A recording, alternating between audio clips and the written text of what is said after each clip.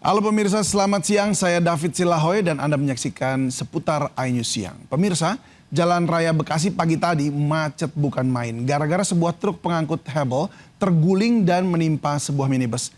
Badan truk melintang di jalan menyusahkan ribuan pengendara yang akan berangkat kerja. Dari pantauan udara terlihat Jalan Raya Bekasi, Ujung Menteng, Jakarta Timur macet berkilo-kilometer pagi tadi. Ribuan pengendara motor dan mobil berjejal di jalur perbatasan Jakarta dan Bekasi gara-gara ada truk pengangkut hebel terguling dan menimpa sebuah mobil minibus dari arah sebaliknya. Badan truk melintang di jalan dan ratusan hebel berceceran di jalan. Sopir truk mengakui ia mengantuk saat mengemudi dari arah Pulau Gadung menuju Bekasi hingga menabrak trotoar dan akhirnya terguling. Terus kan di depan banyak motor, pelan-pelan. Nah yang saya nggak sadarnya itu, saya ngantuk apa nggak sadar, ban depan kanan naik ke trotoar. Nah, terus saya banting karena posisi jalan oleng kayak gini, terus ban kanan jatuh lagi. Meski tidak ada korban jiwa, sopir truk diperiksa polisi dan harus mempertanggungjawabkan kelalaiannya.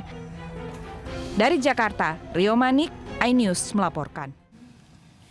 Ketua BEM Fakultas Hukum Universitas Bung Karno akui terima uang 20 juta rupiah dari pihak tertentu untuk membatalkan aksi demo di Patung Kuda Jakarta beberapa waktu lalu. Uang dibagi-bagi ke pengurus BEM hingga senior kampus. Seluruh mahasiswa yang terlibat kini terancam DO.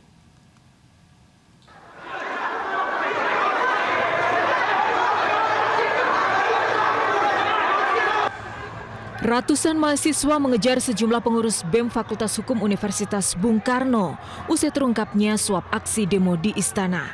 Para mahasiswa geram sejumlah pengurus BEM UBK ternyata menerima uang dari pihak tertentu untuk membatalkan demonstrasi.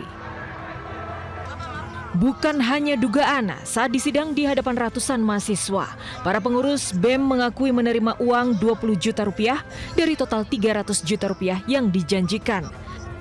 Setiap orang menerima 2 hingga 2,5 juta rupiah. Terkait uang itu memang saya terima 20%. Saya memakai buat mokom 500, tambahan buat mokom, dan kebutuhan-kebutuhan lainnya sekitar 200. Pihak kampus UBK yang melakukan investigasi internal juga mengakui sejumlah mahasiswanya menerima uang sebelum menggelar demo di Istana beberapa waktu lalu. Bahwa dia menerima uang sebesar 20 juta melalui oknum senior alumni dari Fakultas Hukum UBK yang diserahkan oleh oknum aparat kepolisian. Jadi ada pengakuan dari yang bersangkutan. Sebelumnya, dugaan suap pengurus BEM FH UBK dalam aksi demo muncul setelah sejumlah perwakilan mahasiswa termasuk Ketua BEM Muhammad Abdi Maludin bertemu Wapres Gibran di Istana Wapres beberapa waktu lalu. Dari Jakarta, tim liputan iNews melaporkan. Pemirsa, tahun ajaran baru memang sering bikin pusing orang tua. Tagihan uang sekolah harus dilunasi, juga harus beli seragam, juga buku. Di Pandeglang, Banten, warga ramai-ramai jual emas demi membayar kebutuhan sekolah anak-anaknya. Seperti inilah kesibukan aktivitas di sebuah toko emas di Pasar Badak, Pandeglang, Banten. Pengunjung lebih ramai dari biasanya.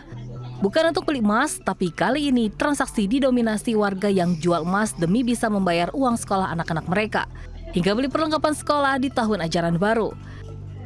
Untuk kebutuhan, untuk kebutuhan sekolah, masuk anak sekolah, terus untuk segala macam aja. Ada sekolah sekarang baju makin naik, buku-buku, terus sama alat tulis.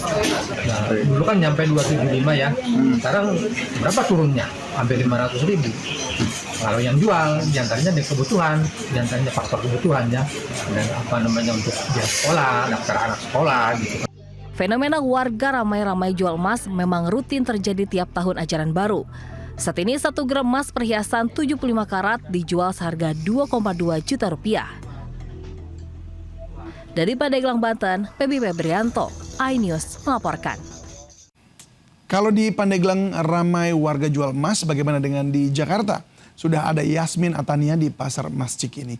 Yasmin, apakah warga banyak jual atau malah beli emas? Wah, ini Yasmin kelihatannya lagi mau beli emas ini. Halo Yasmin.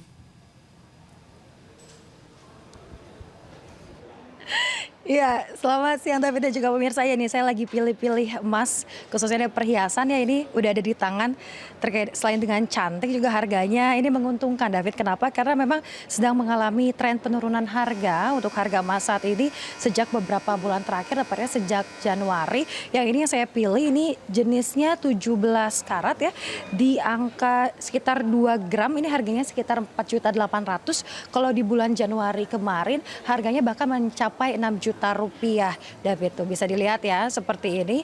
Ini saya melaporkan dari salah satu pusat penjualan emas di kawasan Jakarta Pusat di Cikini Gold Center, dan memang untuk saat ini terpantau sepi karena memang masih jam segini ya, biasanya di hari-hari libur ini mulai banyak pembeli yang datang begitu ya. Tapi terkait dengan penjualan emas saat ini memang sudah mengalami penurunan. Saya akan bertanya langsung kepada penjual di sini. Ada Pak Suki di sini ya. Pak Suki, selamat siang.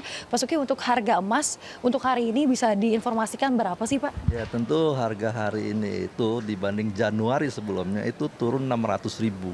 Di Januari itu kurang lebih 2.950.000 untuk emas 24 belum biaya. Nah, hari ini turun menjadi 2.350.000. Turun 600 kan? Nah, tapi untuk emas 17 karatnya per gramnya 1.750.000. Kalau berikut biaya itu kurang lebih 2.200.000 per gramnya. Pak, situasi seperti ini masyarakat banyaknya tuh yang membeli atau menjual emas, Pak? Ya, khusus di Cikini memang dia selalu stabil ya. Yang membeli, yang menjual tetap ada. Ya, memang hari ini ada masa di mana kenaikan sekolah ya, pendaftaran sekolah, sehingga ya yang menjual banyak juga ada ya, yang membeli tetap ada. Karena Cikini pusat, jadi di sekitar Menteng, jadi daya beli mampu. Sehingga untuk hal-hal yang seperti ramai tiba-tiba, sepi tiba-tiba kayaknya nggak pernah terjadi. Dia tetap aja baguslah pasar di Cikini ini.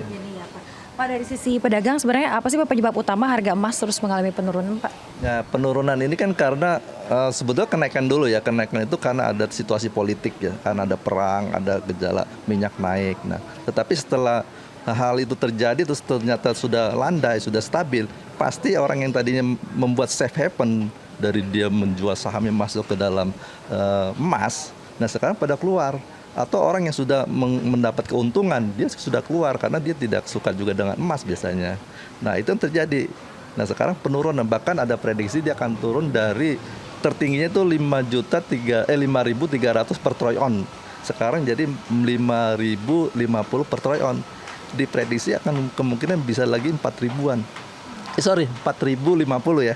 Akan di kemungkinan 3.800. Oke, baik. Pak Gitu Suki, akan. terima kasih banyak informasinya ya Pak. Ya, David dan juga pemirsa, meskipun harga emas masih mengalami penurunan, namun aktivitas jual beli emas masih tetap terjadi di Cikini Gold Center Jakarta Pusat ini. Sekian informasi yang dapat saya sampaikan. Saya mau lanjut untuk pembayaran dulu ya David ya. Kembali ke studio. Pak, mau yang ini titip ya Pak. jual kalau gitu Yasmin. Terima kasih untuk informasinya. Selamat bertugas kembali. Pemirsa, seorang lurah nekat mengakali sistem penerimaan murid baru sekolah favorit melalui jalur domisili. Tak diduga akal-akalannya itu malah membuat seorang lansia kehilangan haknya atas bantuan sosial. Kasus viral hingga lurah diperiksa inspektorat dan terancam mendapat sanksi.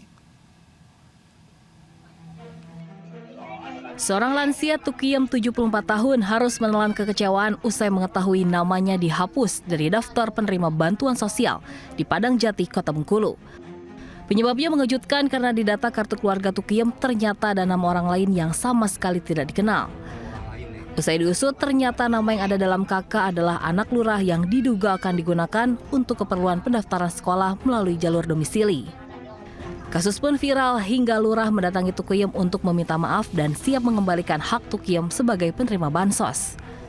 Sementara itu, Wali Kota Bengkulu segera meminta inspektorat melakukan pemeriksaan menyeluruh untuk mengungkap fakta ada atau tidaknya pelanggaran dalam kasus ini.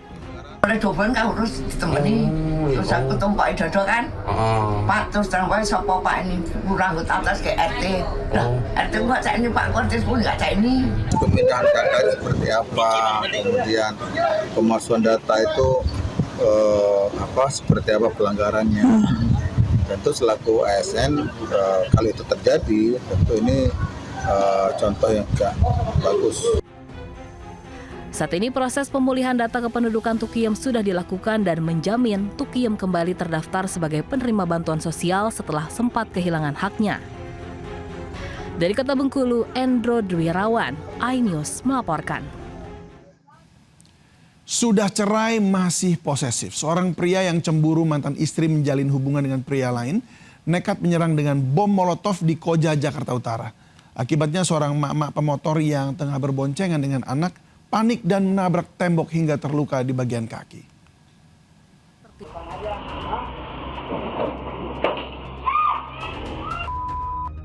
Bom molotov yang dilempar dua pemuda mengejutkan warga di Gang Sempit Jalan Mandiri 2, Kampung Tanah Merah, Rawabadak Selatan, Koja, Jakarta Utara.